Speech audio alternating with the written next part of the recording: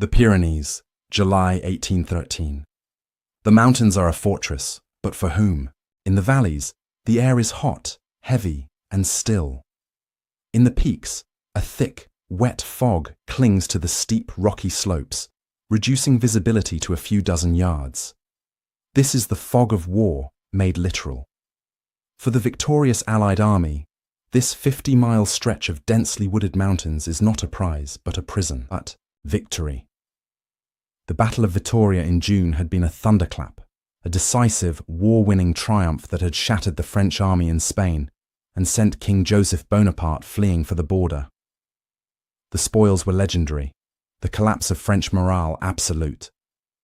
For Field Marshal Arthur Wellesley, the Marquis of Wellington, it was the culmination of years of grinding, brilliant warfare. But victory is a demanding master. Now, Wellington's army, the sharp sword of the alliance, was dangerously overstretched. It had become a containing force. The war was not over, because two bastions of French power remained: the fortress city of Pamplona, now blockaded, and the coastal citadel of San Sebastian, under a brutal siege. To support these two operations, Wellington had been forced to stretch his 62,000 British, Portuguese, and Spanish troops along a 50-mile front. This wasn't an army. It was a picket line, a thin red tripwire. Movement was a nightmare. The terrain was a vertical maze, restricting divisions to narrow passes and goat tracks. The sound of battle, the crack of a musket, or the boom of a cannon would echo and amplify, a disorienting symphony of rolling thunder. A general could hear a fight, but be utterly unable to reach it. The army was divided by geology. On the right of this fragile line, Lieutenant General Sir Rowland Hill, Daddy Hill to his men, held the Maya Pass with his corps of 11,000. To his left, holding the Roncesvalles Pass, a name of ancient bloody legend, was Lieutenant General Sir Lowry Cole, with just 4,000 men of the 4th Division. These commanders were isolated, their small British units tasked with holding vital mountain gateways against an enemy that had vanished, but not disappeared. In their camps, the men waited. They cleaned their Brown Bess muskets, the smoothbore flintlocks prone to misfire in the damp. They drilled. They cursed the heat, the fog, and the waiting. They were exhausted, having been marching and building fortifications for weeks. Their commander, Wellington, had placed his headquarters far to the left, at Lasaka, to oversee the critical siege of San Sebastian. He was 100 decisions away from the ticking clock on his right flank. The French were gone, shattered, routed. That was the belief. But on the other side of those peaks, in the sanctuary of France, a storm was gathering.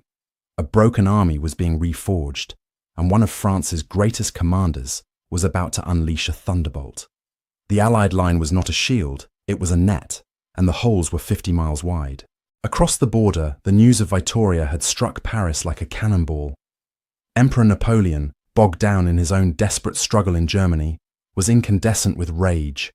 The loss of Spain, a kingdom he had bled his empire white to hold, was a humiliation he could not afford. His brother, King Joseph, and his marshal, Jourdan, were disgraced, discarded. The Spanish ulcer, as he called it, was now a mortal wound. He needed a miracle. He needed a butcher. He needed a master of war. On July 6, 1813, he turned to one of the few men who possessed the genius, the ruthlessness, and the sheer organizational will to turn a catastrophe into a counterstroke. Marshal Jean de Dieu Soult, the Duke of Dalmatia. Soult was one of Napoleon's originals. A brilliant, ambitious, and often brutal commander, he understood the brutal arithmetic of war. He arrived at the shattered remnants of the French armies and, with incredible speed, began his work. This was not a reorganization, it was a resurrection. In less than 3 weeks, Soult performed an administrative and logistical miracle. He took the broken, demoralized rabble that had fled from Vittoria and forged them into a new, coherent and vengeance-filled force, the Army of Spain. This was no hollow title. Soult now commanded over 80,000 men. He grouped them into 3 powerful corps. To lead them, he had seasoned, aggressive generals, General Bertrand Clausel, General Jean-Baptiste Drouet, Comte d'Erlon, and General Honoré Reille. The men were re-equipped. They were given new purpose. The acrid smell of black powder smoke from their drills mixed with the mountain air. They were no longer refugees. They were soldiers of the Emperor, and they were here to reclaim their honor. Soult looked at the same map Wellington did. But where Wellington saw a necessary, if dangerous, deployment, Soult saw a fatal weakness. He saw the 50-mile gap. He saw the isolated divisions. He saw an Allied commander-in-chief too far away, focused on a siege. He would not just defend the border, he would attack. His plan was a model of Napoleonic audacity, a thunderbolt designed to strike two places at once, shattering the Allied screen before Wellington could even react. The ultimate prize, to break the sieges, first of Pamplona, then of San Sebastian, catching the Allied army in a pincer between his resurgent force and the fortress garrisons. The plan was simple and brutal. He would commit approximately 60,000 men to the offensive. General Clausel, with the left wing of 25,000 men, would smash through the Roncesvalles Pass. Simultaneously, General d'Erlon, with the center corps of 20,000, would punch through the Maille Pass. General Riley would demonstrate on the left to hold Wellington's other units in place. The objectives were clear: destroy the screening forces, converge on Pamplona, and annihilate Wellington's divided army. On July 24, 1813, Soult's columns were coiled at the base of the mountains. The men checked their Charleville muskets, their bayonets fixed. In the Allied camps, there was only silence and the drip of the fog. The storm was about to break. July 25, 1813, the thunderbolt strikes. At the Roncesvalles Pass, the morning broke with an unnatural quiet. Lieutenant General Sir Lowry Cole had just 4,000 men of the 4th Division under his command, tasked with holding one of the most vital gateways into Spain. His men were deployed in a series of pickets and supporting positions, watching the fog-shrouded valleys before them. They were not expecting a major assault. They believed the French were a beaten, broken force. That belief was shattered by the sound of 25,000 men on the move. General Bertrand Clausel's corps did not advance. It erupted. A dense cloud of tirailleurs, French skirmishers, swarmed up the rocky slopes, using the fog and dense woods for cover. They were fast, deadly, and they were everywhere. Behind them, the main body advanced in the classic French colonne d'attaque. These were not scattered patrols. This was an army. Cole's men were hit with a tidal wave. The odds were catastrophic, more than 6-1. The British and Portuguese pickets were engulfed, fighting hand to hand in the swirling mist before being forced to fall back on their main positions. The sound of massed musketry, not the sharp crack of a skirmish, but the rolling thunder of a full-scale battle, echoed through the mountains. Cole was a steady commander, but he was facing an impossible situation. His 4,000 men were spread too thin, and Clausel's columns were relentless, punching through the gaps, threatening to envelop his flanks. The battle devolved into a desperate, confused, and brutal holding action. Small units, companies of redcoats, found themselves isolated, fighting their own private wars on rocky knolls and across narrow tracks. The British line formation, so devastating on an open field, was a liability here. Formations broke in the rugged terrain. This was a soldier's battle, a fight of bayonets and bravery. The 40th Regiment, the 2nd Somersetshire, found itself in a desperate melee, using the steep slopes to their advantage, firing point-blank volleys into the heads of the ascending French columns. But for every Frenchman who fell, 3 more seemed to take his place. All day, Cole's division performed a masterful fighting retreat. They gave ground, but they did not break. They fell back from one defensive position to the next, buying time with blood. Every volley from their Brown Bess muskets was precious. Every bayonet charge a costly, desperate gamble to stall the French advance. They were not just fighting for their own survival. They were fighting for time. Time for their retreat to be orderly. Time for the rest of the army, for Wellington himself, to learn that the war had just begun again. By the end of the day, the 4th Division was battered, bloodied, but miraculously intact. Cole had been forced to fall back several miles, but he had not been routed. He had saved his division. However, The Roncesvalles Pass, one of the two main doors into Spain, was now wide open. Clausel's 25,000 men poured through the gap, their sights set firmly on the plains below and on the vulnerable blockaded city of Pamplona. The eastern pincer of Soult's great offensive had succeeded. The Allied right centre was broken. But the Battle of July 25th was not over. Miles to the west, at the Maya Pass, the second hammer was about to fall. On the same day, July 25th, miles to the west, the second prong of Soult's offensive tore into the Allied line. Here, at the Maya Pass, Lieutenant General Sir Rowland Hill commanded the 2nd Division. Daddy Hill was one of Wellington's most reliable and beloved subordinates, and his corps numbered around 11,000 men. But like Cole, his forces were a screen, not a concentrated battle line. They were guarding a series of positions along the high ridges, their trust placed in the terrain and the assumption of French inactivity. General Jean-Baptiste Drouet, Comte d'Erlon, commanded the 20,000 men of the French Centre Corps. His attack was just as sudden and just as overwhelming as Clausel's at Roncesvalles. Using the same mountain fog as their shield, d'Erlon's skirmishers scaled the steep slopes, appearing as if from the earth itself, overwhelming the British pickets. The main French columns, a dense forest of bayonets, were right behind them. The initial shock was devastating. The British units, caught in their camps or on the march, were hit before they could form a proper line of battle. The battle for Maya Pass immediately degenerated into a desperate, confused brawl fought on steep, rocky ground. The French surge was so powerful it captured a battery of British guns. For a moment, it looked as if Hill's corps would be broken and swept away. But this was the Peninsular Army. This was an army of veterans. And in this moment of crisis, individual regiments made a choice. They would not run. They would attack. From a ridge above, the 92nd Gordon Highlanders and the 50th Queen's Own Regiment saw the disaster unfolding below. They saw their comrades being overrun and the French columns consolidating their gains. Without waiting for complex orders, they did the unthinkable. They charged. This was not a parade ground maneuver. This was a ferocious, desperate plunge down a near vertical mountain slope. The 92nd Highlanders, screaming their Gaelic war cries, led the way. This was not a line. It was a wave of plaid and steel, a bayonet charge that defied all convention. They slammed into the flank of the victorious and now disorganized French columns. The shock was absolute. The French, who had been advancing, suddenly found themselves in a brutal, hand-to-hand melee with men who seemed to have fallen from the sky. The fighting was savage. Muskets were clubbed.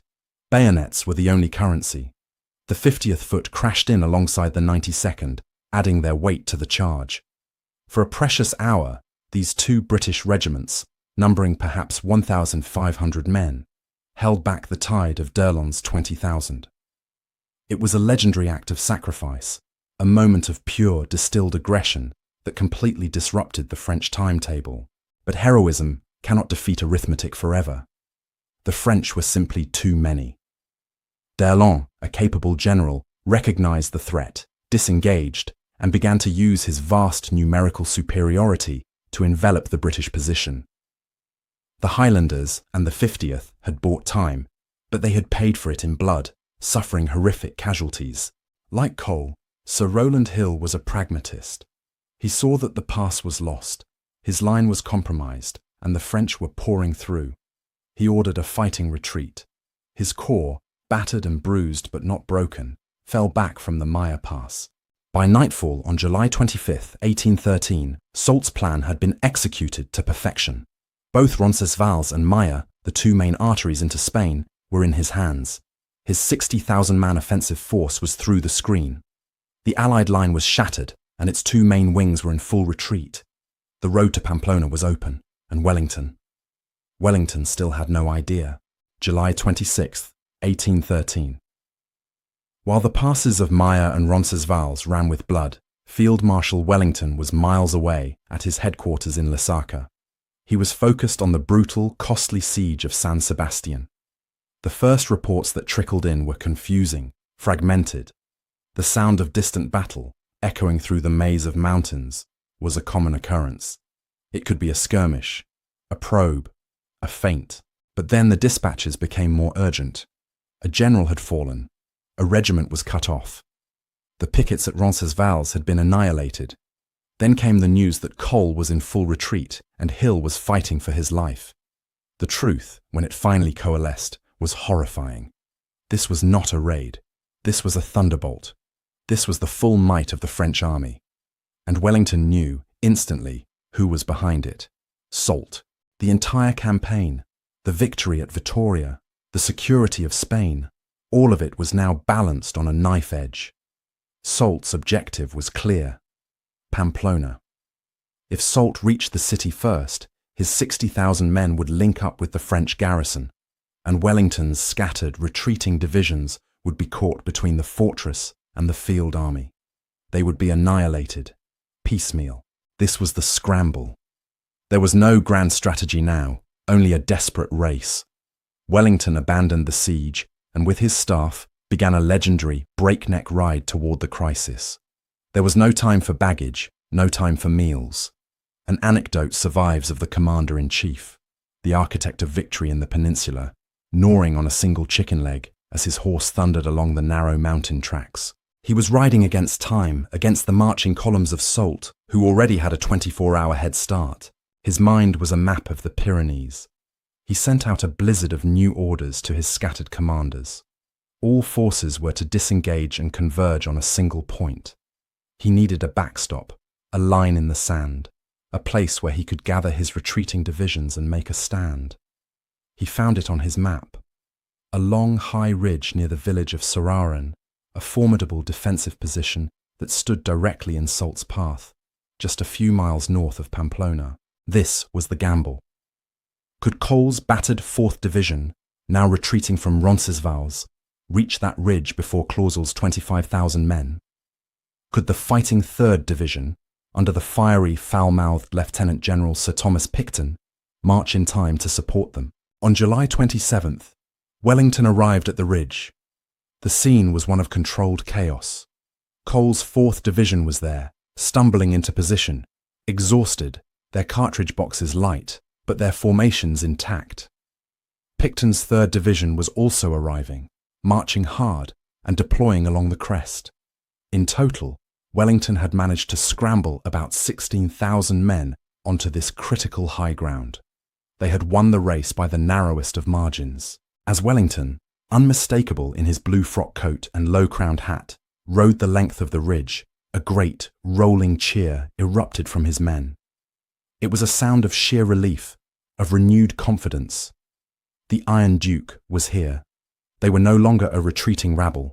They were an army again. Across the valley, the French columns were arriving in force. Marshal Soult, at the head of his army, trained his telescope on the ridge. He saw the flash of the British general's entourage. He heard the roar of the British troops. His thunderbolt had been fast, but it had not been fast enough. He reportedly lowered his telescope and muttered to his staff, "I see him. Wellington is no general. He has come to take his lessons." The French attack was imminent. The Battle of Serraren was about to begin. The position Wellington had chosen was a masterpiece of defensive terrain. The Serraren Ridge was a high, steep-sided spur of rock and earth that jabbed out into the valley, forcing the road to Pamplona to skirt its base. It was a natural fortress. Any French attack would have to be a brutal, uphill frontal assault, slowed by the rocky ground and exposed to gunfire from above. But Wellington, as always, added his own signature. He would not make the rookie mistake of placing his 16,000 men directly on the skyline. To do so would be to silhouette them against the sky, making them perfect targets for the formidable French artillery, which was already unlimbering in the valley below. Instead, he employed his signature, battle-winning tactic, the reverse slope defense. His main line of battle, the exhausted but resolute men of Cole's 4th Division and Picton's 3rd Division, was deployed just behind the physical crest of the ridge. This simple move made them all but invisible to the French. They were shielded from the cannonballs that would soon be screaming overhead, and they were hidden from the view of the advancing infantry. They were a trap, coiled and waiting. Only a thin line of skirmishers, the green-jacketed men of the 95th Rifles, armed with their lethally accurate Baker rifles, was placed on the forward slope. Their job was to harass the French, to pick off officers, and to mask the true strength and location of the main Allied line. In the valley below, Marshal Soult surveyed the scene. He had 25,000 men at his immediate disposal from Clausel's corps, with more on the way. He had achieved total surprise, won 2 battles, and marched his men to the brink of a war-winning victory. Pamplona was just a few miles away. He could almost hear the cheers of the besieged garrison. All that stood in his way was this one ridge, and the man he had called no general. Soult believed in mass and élan. He believed that the sheer momentum of his veteran columns could punch through this fragile-looking red line, which he could barely even see. He gave the order to prepare the assault. The French columns began to form, a vast sea of blue uniforms, their bayonets a forest of steel. The tirailleurs fanned out, and the acrid, sulphurous smell of black powder smoke began to drift up the ridge as the skirmish fire intensified. On the reverse slope, the British and Portuguese regiments waited. They lay on the ground or stood in their 2-deep line. They could hear the shouts of the French officers, the drums beating the pas de charge. They could hear the hiss and crack of rifle balls from their own 95th and the menacing boom of the French guns. But they could see nothing but the grassy slope and the sky. They were waiting for the command, waiting for the enemy to climb the hill, waiting for the moment when the trap would be sprung. The heat of the July day was oppressive. The air was thick with tension and the smell of gunpowder. This was the climax of the French offensive. Everything now rested on the 16,000 men on this hill. July 28, 1813, the drums beat. The attack begins. Marshal Soult committed his 25,000 men to a massive, full-frontal assault. The French columns, dense and deep, surged forward, their officers at the front, eagles held high. They were a vision of Napoleonic power, an avalanche of blue and steel, designed to punch through any obstacle with sheer, terrifying mass. Their tirailleurs fanned out ahead, a cloud of skirmishers whose fire became a deafening roar, dueling with the green-jacketed riflemen on the forward slope. The men of the 95th Rifles, crouched behind rocks and in gullies, made them pay for every yard. Their Baker rifles, grooved for accuracy, were weapons of precision in a war of massed volleys. They picked off French officers, NCOs, and drummers, sowing disruption in the advancing columns. But they were too few. As the main columns surged closer, the riflemen calmly fired their last shots, then melted back over the crest of the ridge, their job done. The French columns, panting, sweating in the oppressive July heat, reached the summit. They had endured the accurate, harassing fire of the rifles. They had climbed a steep, rocky slope. They were exhausted, but they were victorious. They had taken the ridge, and then the trap was sprung. At a single, shouted command that ran the length of the line, 16,000 Allied soldiers stood up.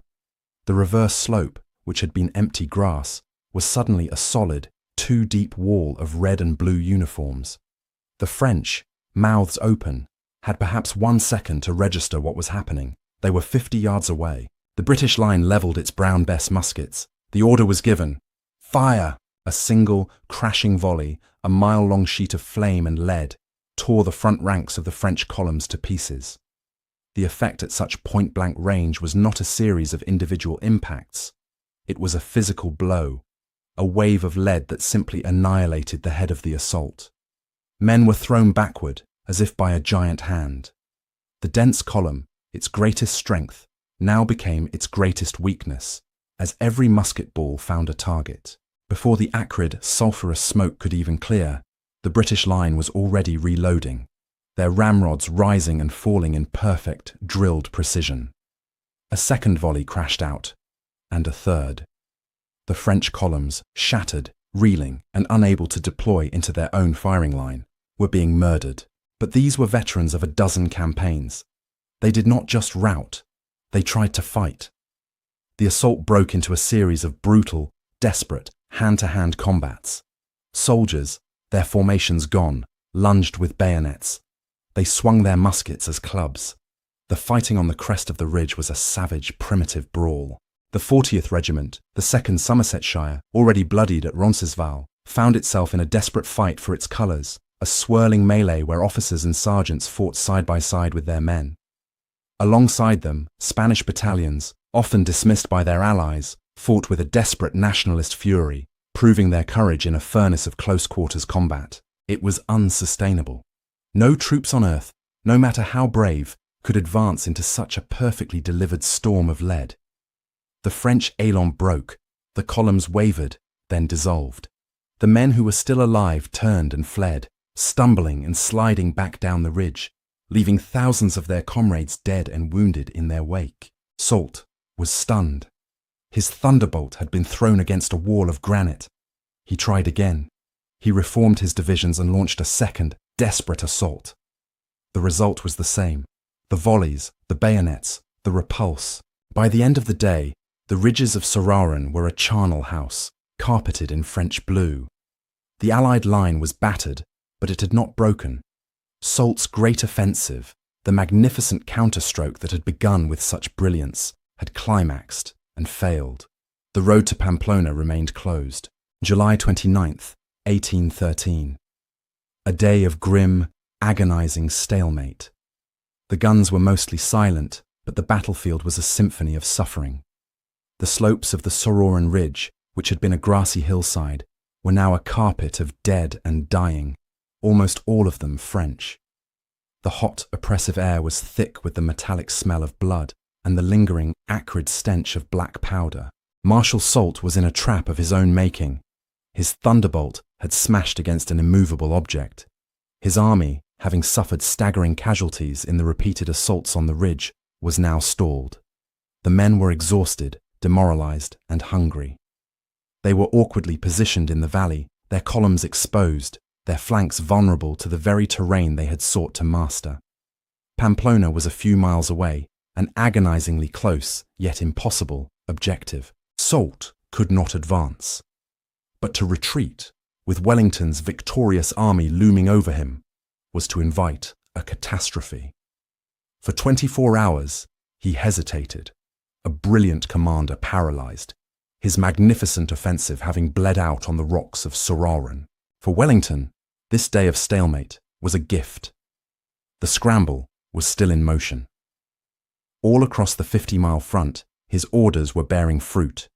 His scattered divisions, which had been fighting for their lives in isolated passes, were now converging on this single, decisive point. The crisis was passing.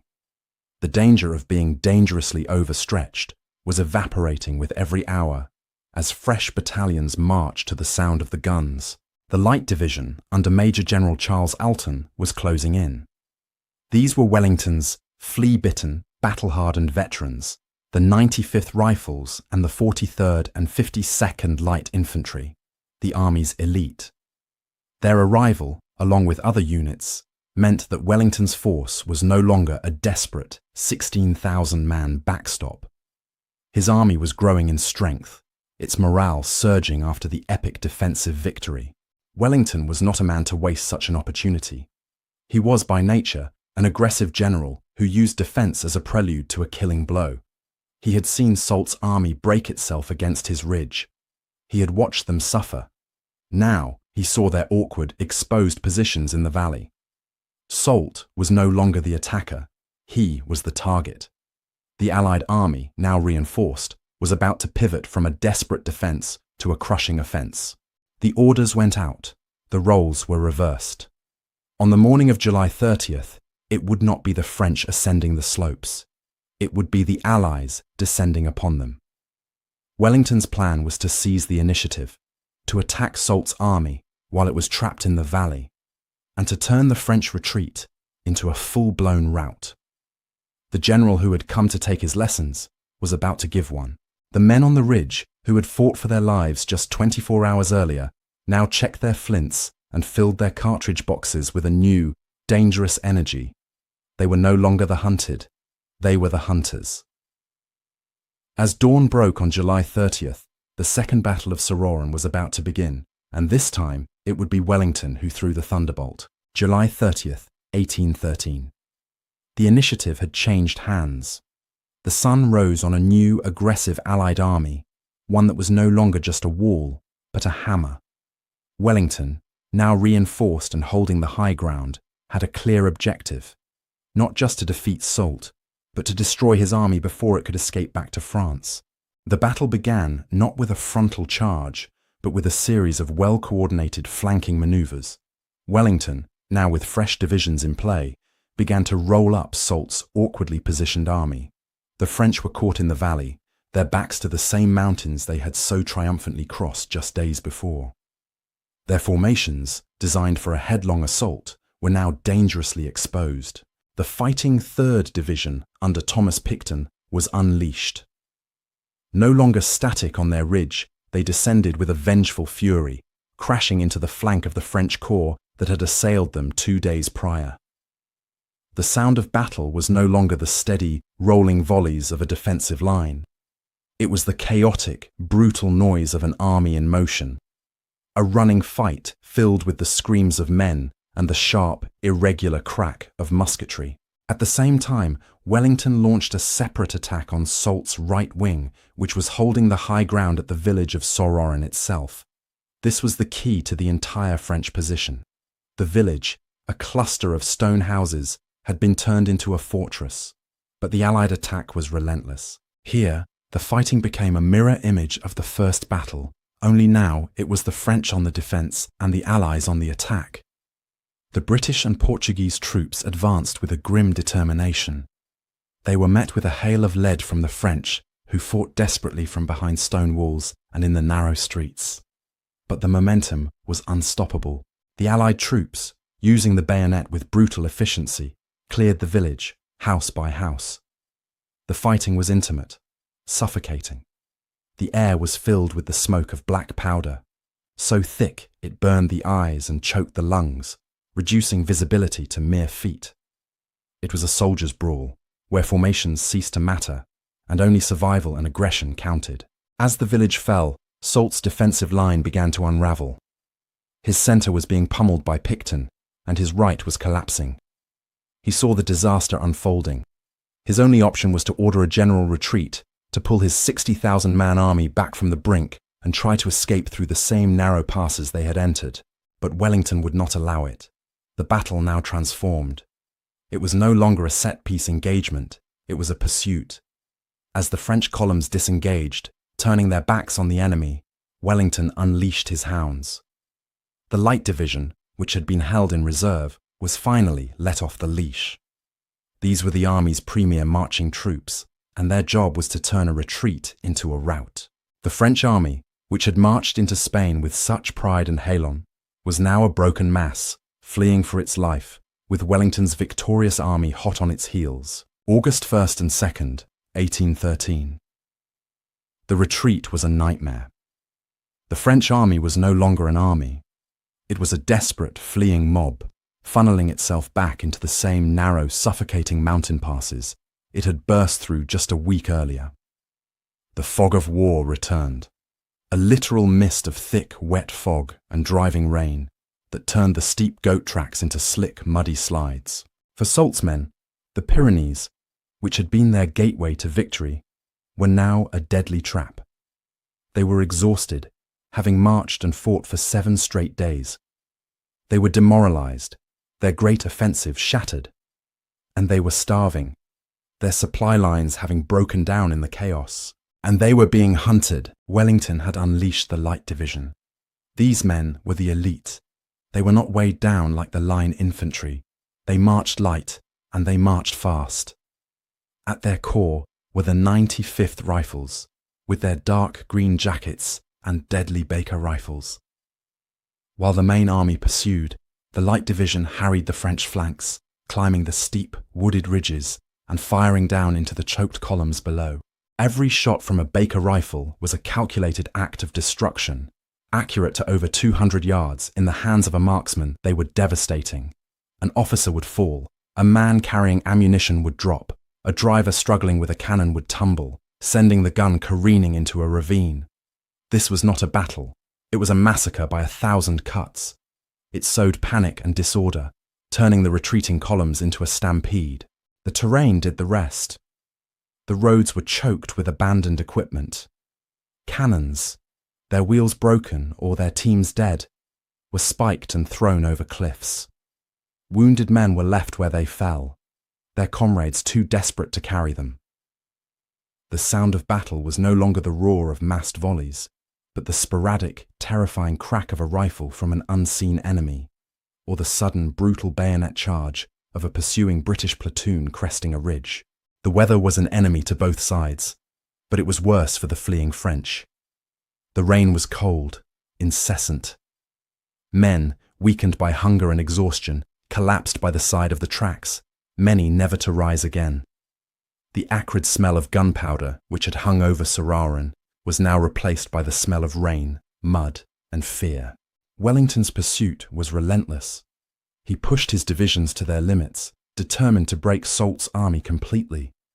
As the French were driven back through the Maille Pass, back through Roncesvalles, the Allies retook the same ground they had given up in bloody retreats just days before. But this time, they were the ones advancing, and the ground was littered with French muskets, backpacks, and bodies. Soult had entered Spain with over 60,000 men on his offensive. By the time his broken army staggered back across the border into France, he had lost over 13,000 of them, killed, wounded, or taken prisoner. It was a staggering blow, a catastrophe from which the army of Spain would never recover.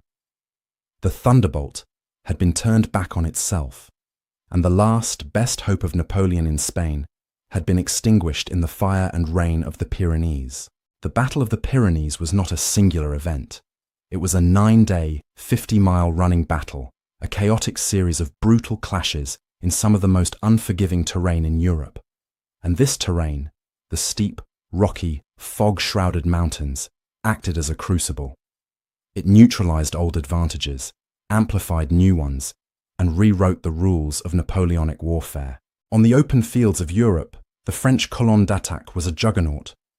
It was a deep, dense formation of men, a human battering ram, preceded by a cloud of tirailleurs, designed to punch through a static line with sheer mass and élan. But in the Pyrenees, the column was a liability. On narrow goat tracks, it became a congested, slow-moving serpent, vulnerable and clumsy. When attacking uphill at Sauraran, it was an exhausted, compressed mass, a perfect target for a waiting volley. Conversely, the British thin red line, a too-deep formation, was a weapon of pure firepower. Its weakness was its vulnerability to cavalry. But in the Pyrenees, there was no cavalry. The steep slopes were impossible for a mass charge. Here, the line, especially when hidden behind a reverse slope, was the perfect tool. It maximized the firepower of the army's primary weapon, the land pattern musket, the Brown Bess. The Brown Bess, like its French counterpart, the Charleville Model 1777, was a primitive and imprecise tool. A smoothbore flintlock, it was wildly inaccurate beyond 100 yards. Its effectiveness came from massed platoon-fired volleys delivered at point-blank range. This is what tore the French columns apart at Sauraran. A disciplined, rolling thunder of lead, 3 to 4 rounds per minute, that created a horizontal wall of death. But in the wet, foggy conditions of the retreat, these weapons were a nightmare, their black powder prone to misfire, turning a deadly firearm into a simple pike. This is where the specialists excelled. The green-jacketed men of the 95th Rifles, with their Baker rifles, were the masters of this terrain. The Baker was a different beast entirely. Its grooved, or rifled, barrel spun the ball, giving it a devastating accuracy out to 200 or even 300 yards. In the hands of a skilled rifleman, it was a sniper's tool. During the rout, a single rifleman, hidden in the rocks, could halt a French column by picking off its officers, sowing chaos and fear far beyond his own numbers. Artillery, the king of the battlefield, was largely dethroned by the mountains. The heavy 6-pounder and 9-pounder field guns were magnificent weapons, but they were slaves to the roads. They were agonizingly difficult to drag up steep, muddy tracks. This lack of artillery neutralized one of Soult's major advantages. Yet, where the British could deploy their guns, they had a terrifying technological edge: the shrapnel shell. Invented by Major General Henry Shrapnel, this was a hollow cannonball filled with musket balls, set to explode in the air by a timed fuse. Against French columns trapped in a narrow valley, the effect was apocalyptic: a sudden overhead detonation that rained down a cone of screaming lead, a deadly man-made hailstorm against which there was no defense. This battle was a clash of systems. It was French mass versus British fire. It was the column versus the line. It was the musket versus the rifle. And in the end, the unique, brutal terrain of the Pyrenees ensured that the flexible, firepower-based tactics of Wellington's army and the precision of his specialist troops would triumph. The Battle of the Pyrenees was over. The 9-day storm of fire and steel had passed, leaving behind a silence broken only by the rain and the cries of the wounded. For the 62,000 men of Wellington's Allied army, the sense of relief was profound. They had been caught off balance, their line shattered, their commander a day's ride away, and their enemy a resurgent 80,000-man host, led by one of France's most formidable marshals.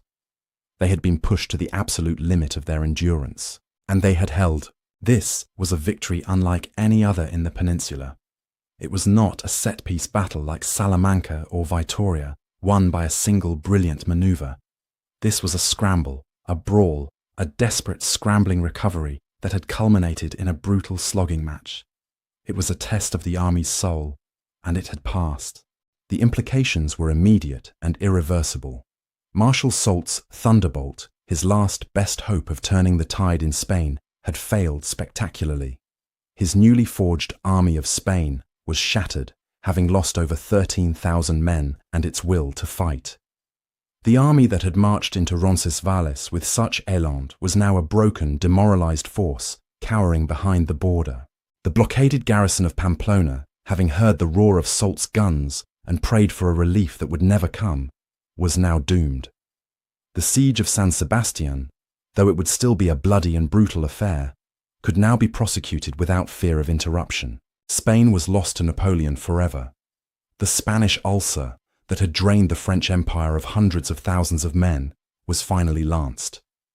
The victory at Vitoria had been the mortal wound.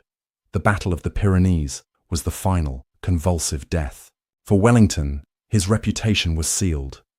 He had been caught by surprise, his dispositions shown to be vulnerable.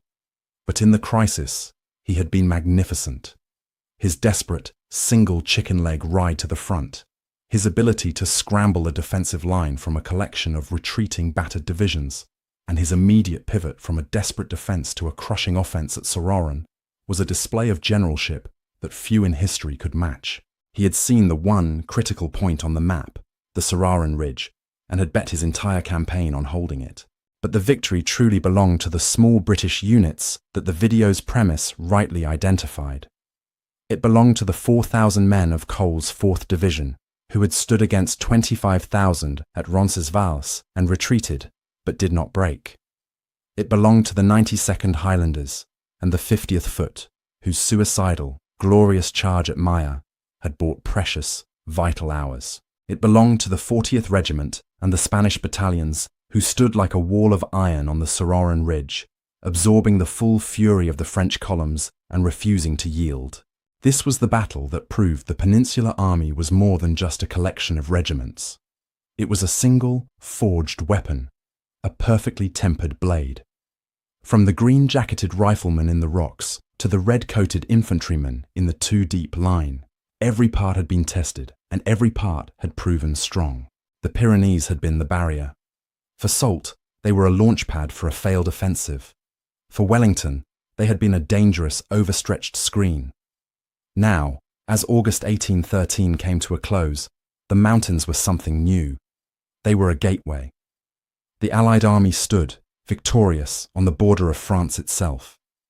The war in Spain was over.